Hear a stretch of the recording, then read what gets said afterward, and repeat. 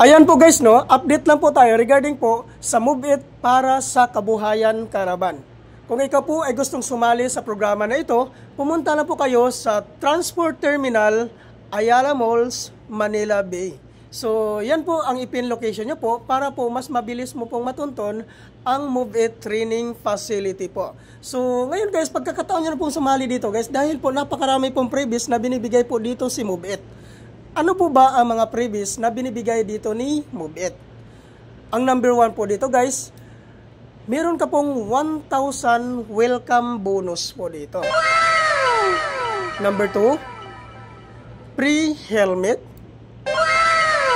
Number 3, free 2 long sleeves. Number 4, free raincoat. At ang number 5 po guys ay 0 commission for 2 weeks. Ano po ba ito ang tinatawag na 0 commission for 2 weeks? Ang ibig sabihin po dito guys, pag once ma-activate ka po dito at once mag-start ka na pong bumiyahe, hindi ka po kakaltasan ni Move It sa kanilang commission sa loob po ng 2 linggo. So, yan po guys, no? Malinaw po yan sa inyo po. Ito po yung pinakamagandang programa po ni Move It po, no? Dahil po complete gear ka na po dito pag once ma-activate ka po dito. At ang kagandahan po, maabil mo pa ang 0 commission at makaka-receive ka pa ng 1,000 welcome bonus. So, ayan po guys, no? Huwag nyo na po sayangin ang pagkakataon na ito. Kung ikaw po ay willing sumali sa programa na ito, pumunta lang po kayo sa Transport Terminal, Ayala Malls, Manila Bay. Ano po ba ang mga requirements na kailangan po nating dadalhin before po tayo pumunta sa Transport Terminal, Ayala Malls, Manila Bay?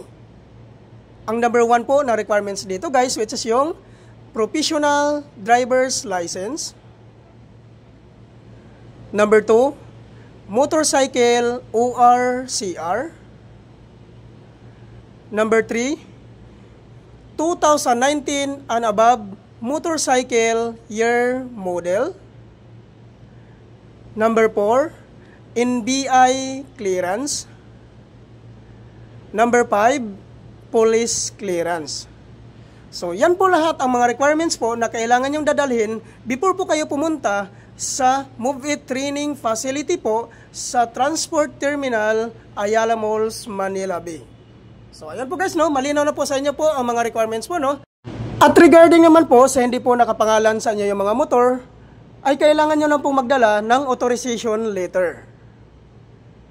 At hingian nyo po ng 1 valid government ID si owner.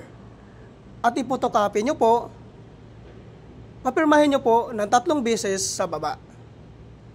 At tungkol naman po doon sa mga sikanan po na pagkabili ng kanilang mga motor, ay kailangan nyo lang po magdala ng deed of sale. Kailangan po guys, naka-notarize po yun. So, yun po guys, no?